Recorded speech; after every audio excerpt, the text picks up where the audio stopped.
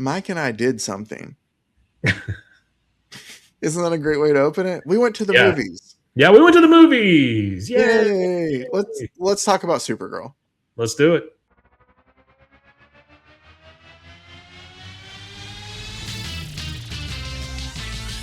Frozen, frozen, heroes.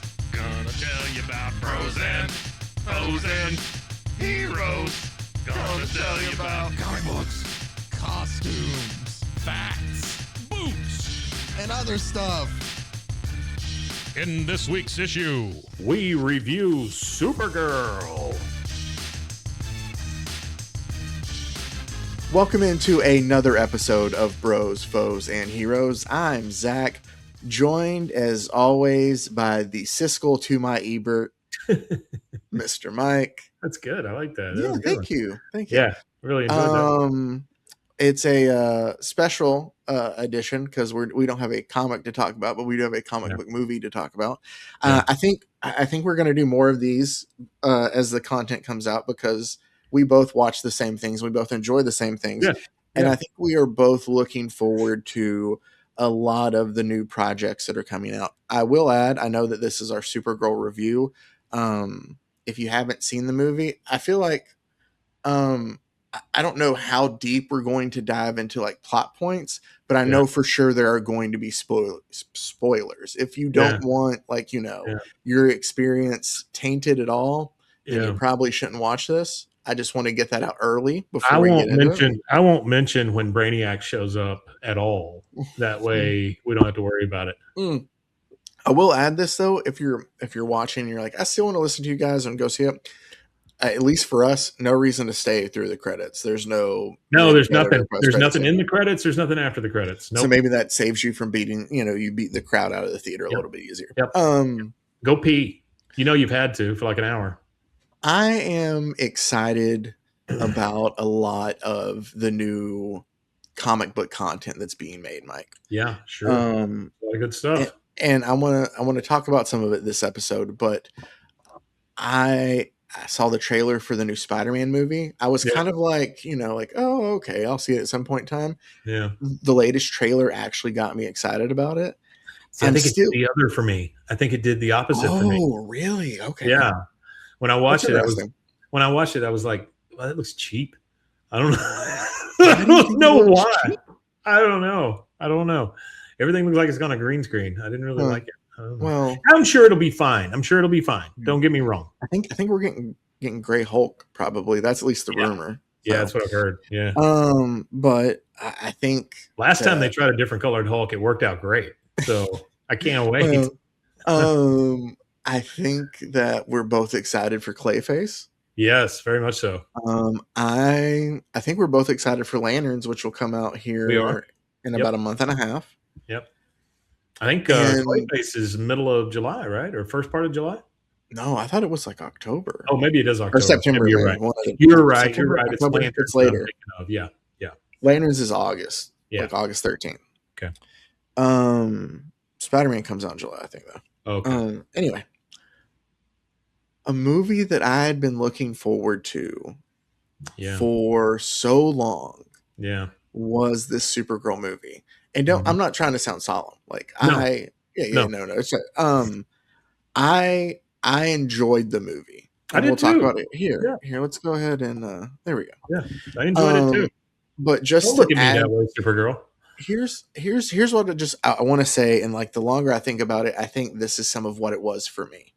Yeah. I would give Supergirl like somewhere in the B range, like a B plus. It's very enjoyable. I think you're right. Yeah. I saw a comment on the internet that I absolutely loved in like explaining in a way of like, it's predictable because people are saying like, oh, some of it's predictable. At point was a comic book movie. I mean, come on. Well, true, but also somebody said like, do you enjoy roller coasters? Like I can see, I know what's coming. Like I know all the twists and turns. It doesn't make it any less enjoyable of a ride, which I thought was a great point. And that is a good point. Yeah. Very, very fitting with this movie. There's a lot that I loved, and then there's things that I just didn't like. And we'll talk about all of it. But I think I just want to say this, that I think I was looking forward to this movie more than Superman. I think we've talked about it before. Yeah. And then Superman was so good. It was very good. Oh, it was so good. I loved Superman. But like this comic that I was under the assumption that, well, I say that, that was based on of this Woman of Tomorrow, we covered. And I think I hopefully explained just how much I absolutely loved it, like when we talked about it. And I know that a lot of people did too. And it's everything. I enjoy the story. I enjoy the art. Abiliquous Evely shout out, I feel like, in the movie of the planet they're on. Weird one, yeah. It's not. I would have loved it to be in a very colorful, planet that they landed on to mimic the art somehow. But anyway, it's just, I love that so much. And I was looking forward to an adaptation of one of my favorite things. And I know then that probably makes me a little harsh in some moments because of how much I love, like, what it's based off of, the source material. And so I was trying to keep an open mind about all that when I went in, because I was like, oh, it's hard to adapt like everything in all 8 issues into, an hour 45. I know it was under 2 hours. But there were just still some things I would have liked to seen from that if it were an adaptation, or at least like the main story arc is there. But that's about it. But that's about it in some. I mean, we get we get certain things. I feel like there are certain moments that like replicate like moments in the book or in the comic. I'm going to tell you 2 things that always give me pause. Okay. One is anytime I hear a voice that sounds like Seth Rogen, because it's not that I don't like Seth Rogen. I think he's overused, and I think he is Mr. Pothead, and that's his lot in life now, I guess, to just be Mr. Pothead. I don't know, but that's all he ever seems to play, right? Mm-hmm. Is that guy. And so when we heard that voice, I was like, is that who that is? And then later I thought, well, maybe it's not. But then later I thought, well, I think that is. So I don't know if that's who it is or not. Don't want to know because it would probably spoil it further for me. Mm-hmm. Second thing would be Lobo. And I told you when we covered Lobo that I was not a big fan. Mm-hmm. And it was literally because of the over the top that feels like you're really reaching for something. When you do a Deadpool over the top thing, I buy into it because he's an asshole, but he's a good guy. Ultimately he's got a heart of gold kind of thing. He's Chevy Chase to me, right? He's an asshole, but he's got a heart of gold kind of thing, right? Okay. But Chevy Chase doesn't have a heart of gold. I'm just saying in his movies and TV shows. Oh, okay, fine. So no, I think he's a terrible human being. But ultimately, Lobo to me was not needed in this movie at all. I didn't think it added anything. As a matter of fact, I think it took away from Supergirl's main story. Mm-hmm. And so I personally, I understand why they shoehorned it in there, because that's the studio saying, okay, well, you got to give us something that we can build another movie off of. It can't just all be Superman stuff. And so they went, okay, well, let's do Lobo because everybody loves crazy shit. And so they put him in there. And I gotta tell you, the dude is great at playing him. Okay, he's fantastic. Jason Momoa is Lobo. Like he is. But the character in and of itself, I don't give a rat's ass about that character. And he found a way. I will say this too. He found a way to say like Bastich and it not sound like Yeah.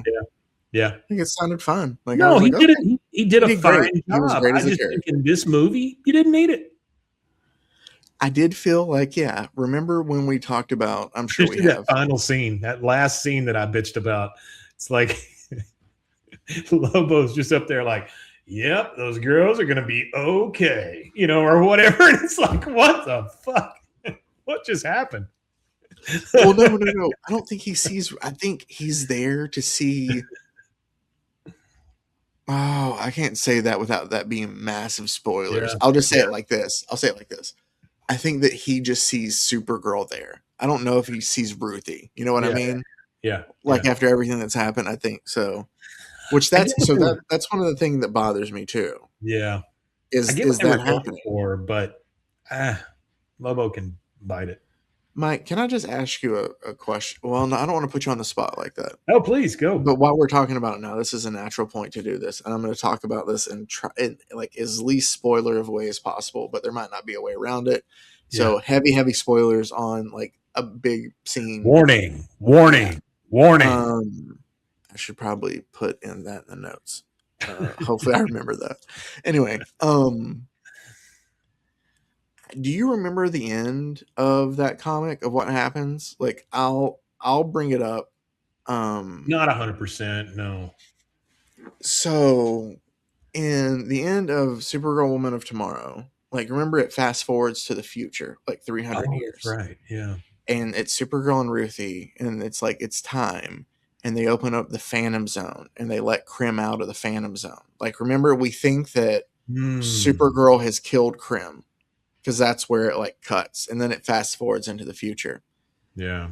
And like, it's, you know, he's spent like 300 years just having to relive all the pain and agony and torture he caused and all that. And like, he pleads for Ruthie to forgive him. Remember? Yeah. And it's kind of a strong moment of like, Ruthie just takes her cane and just kind of like smacks him on the head, kind of is like, no. And then they walk off. Right. Yeah, I do remember that. Yeah. It's kind of like you're right. Like, you still have the right to ask for it, but I don't have to give it to you still. That is not the way this ends. But at the same time, I think it's Krim still is alive at the end, but it's Ruthie choosing not to forgive him because she doesn't have to, which is no. And I don't know how I felt about that. Oh no. Because in the book, this is the big core thing for me. And I know this is me again just loving the source material so much. What makes Supergirl such a great character, at least in that story, is all the little tidbits you see of like their relationship together. It's her teaching her how to wash her hands. Yeah. And like talking about Krypton. And then like Ruthie, like, well, did you ever, you know, it's the planet, like, you know, she's alive when Krypton explodes the first time. She wasn't in, again, but you know, she's not in the movie until after, like, it's already Argo City. So I like in the story how it's even like more, not, I mean, it's pain. Like, remember the scene of where the Argo City starts getting the radiation poisoning, and it's all of them trying to beat those, iron plates down across like the whole planet. And you just see like her fellow Kryptonians behind her, just each panel, it's less and less until it's only her out there doing it.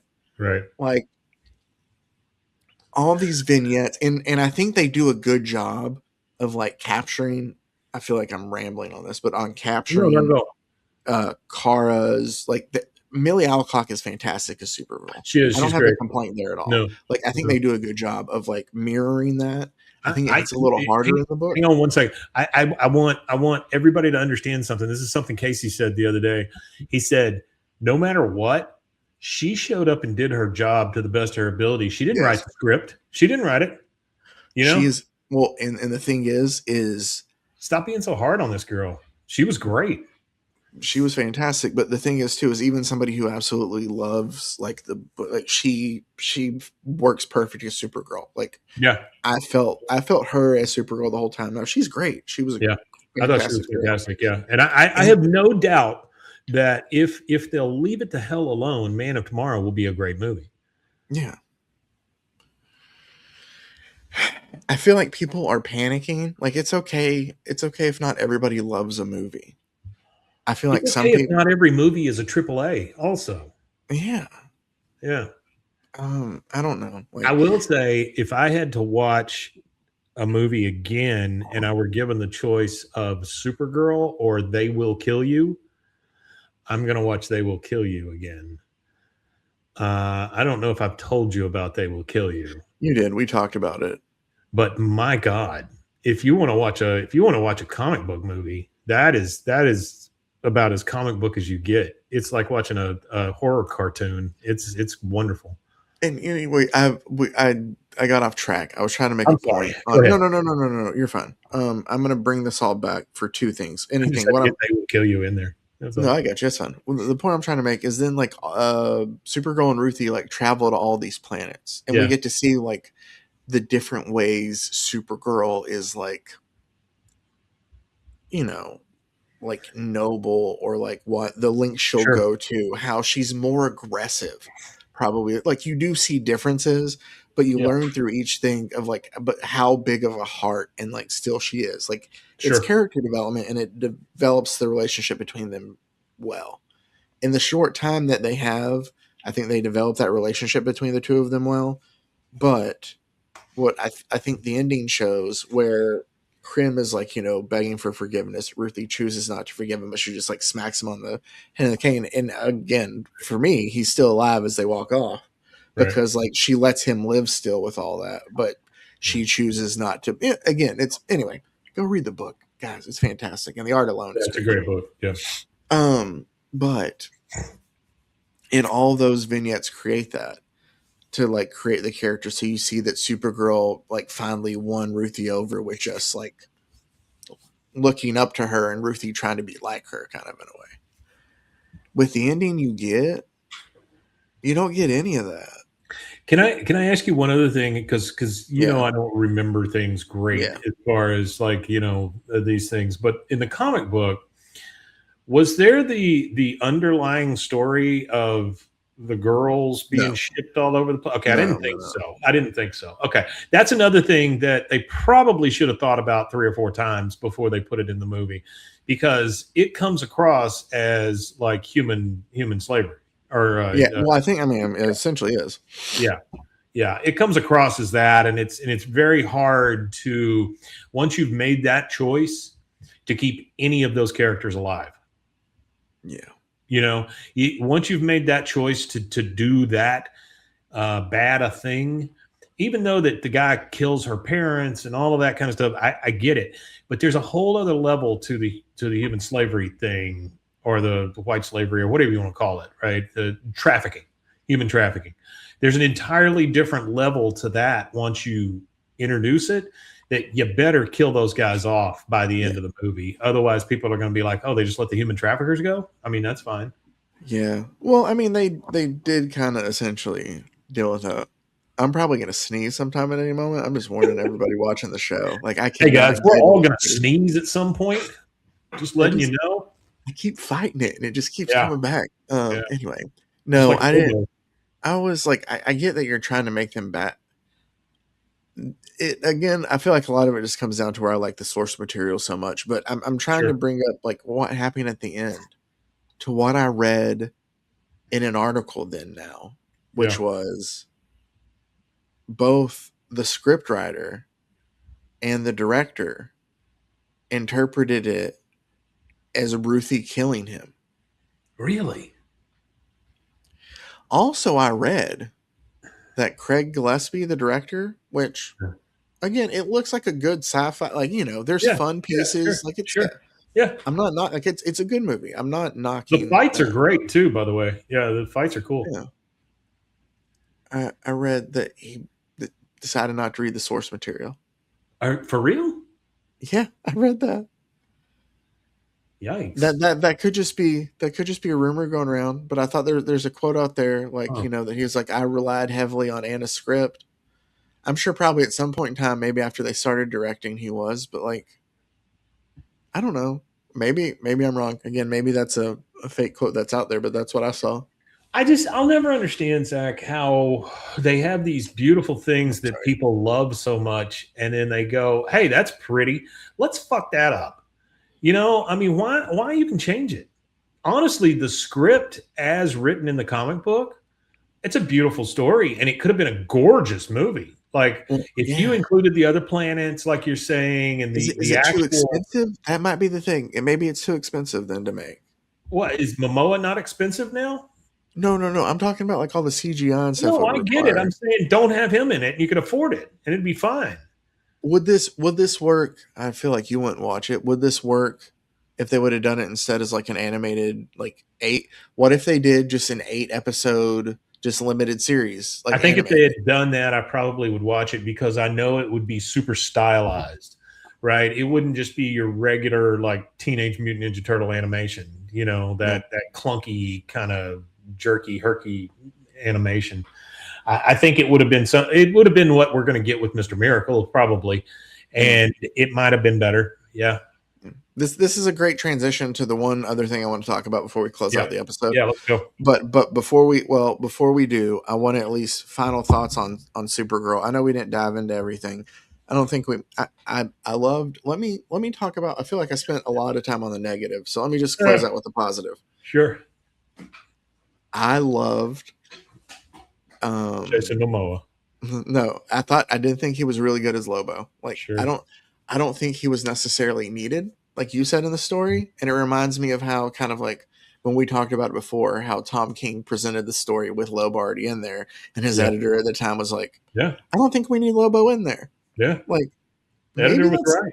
Yeah, still, but he is fantastic, and I wouldn't mind seeing him again in like other things. I don't know if it's going to be his own movie or what, but he's great. That's great if they want to do a Lobo movie. That's great. I mean, whatever. I probably won't give a shit, but that's fine.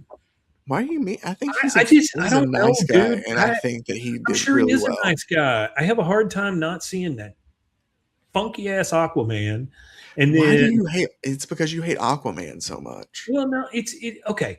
If you're going to lean into Aquaman and lean into the goofy Aquaman, right? Don't lean into, well, we got to make him an action figure. But then he kind of becomes the deep. You don't want the deep. No, I don't want the deep. I want goofy ass Aquaman. I want Aquaman to be the butt of a joke every once in a while.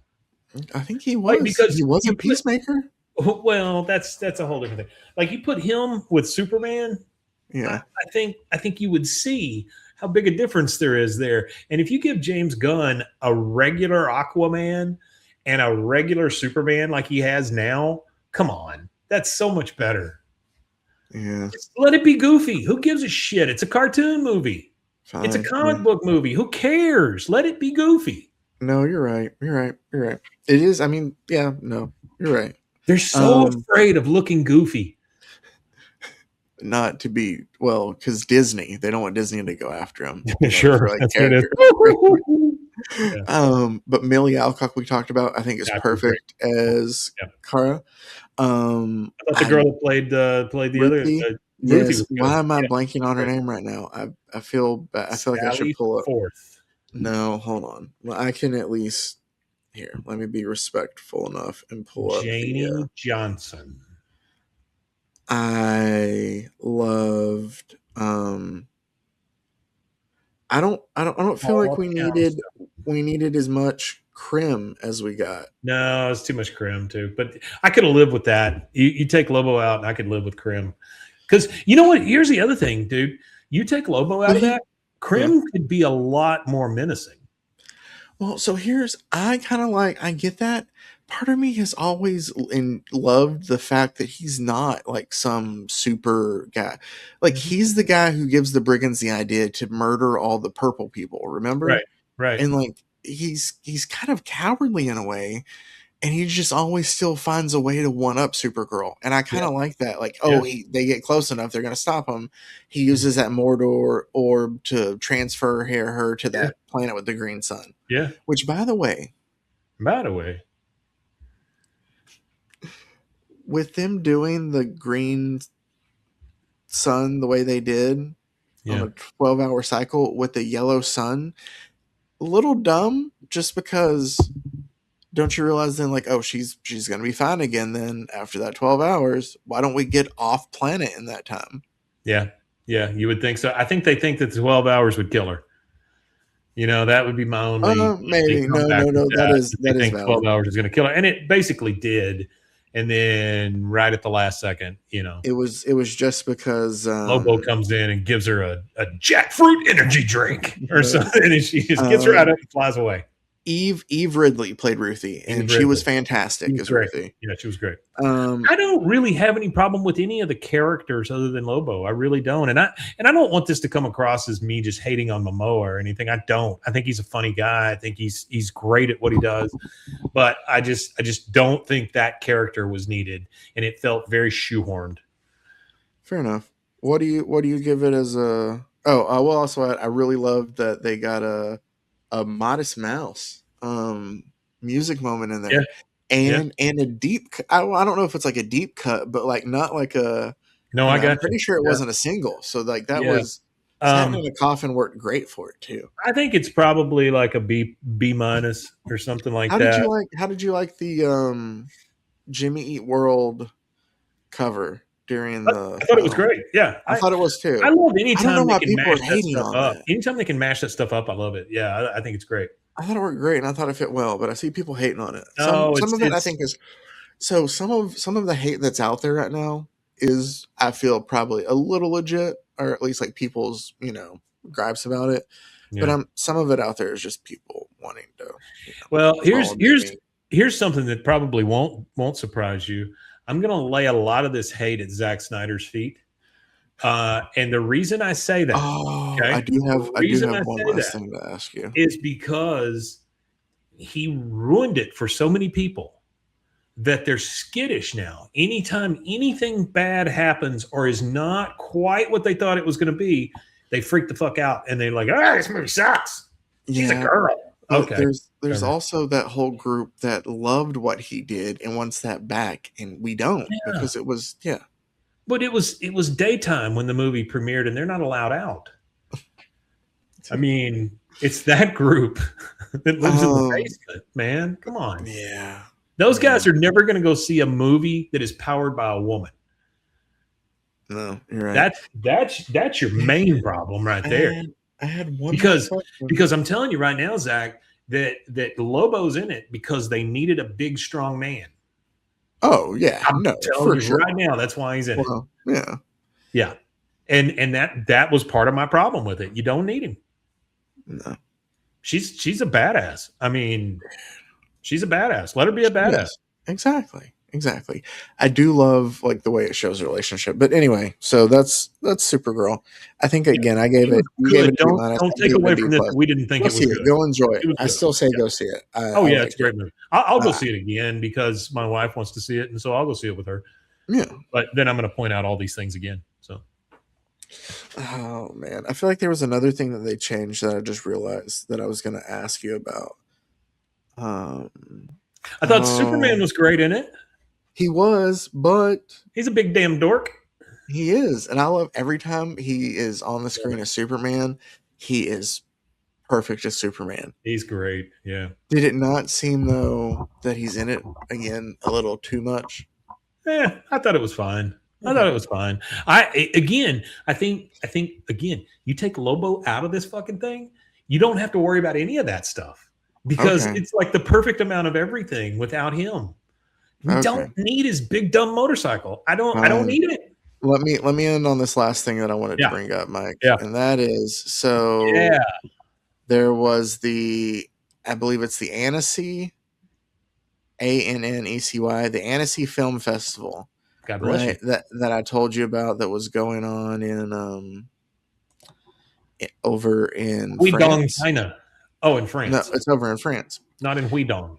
And Warner Brothers announced like it's a big animation festival. Yeah. So, but it's not just like comic book stuff. It's like a bunch of different animation. Sure. But Warner Brothers earlier in the week had announced like I'm trying to think a new Powerpuff Girls movie. There was some other stuff like Scooby Doo stuff. I think I don't know. Anyway, I was just more concerned with the Warner Brothers. I didn't mean to switch to that yet, but we'll come back in a second.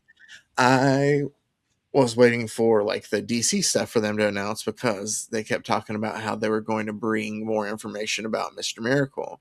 Right. And of course, you know me, I'm so stoked for it. So I can't wait. Mm-hmm. They handed out like new issues of #1 of Mr. Miracle there at the event with like the new kind of animated thing.